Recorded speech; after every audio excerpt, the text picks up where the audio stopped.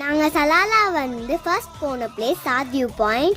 இது Yemen border போகிற வேலை இருக்குது. சலாலாவில் இப்போ கரீஃப் சீசனால் எங்கே பார்த்தாலும் செம கூட்டமாக இருந்துச்சு. பிளேஸோட ஸ்பெஷாலிட்டி என்னன்னா கிளவுட்ஸ் அண்ட் சீ பார்க்க சேமாக இருக்கும்.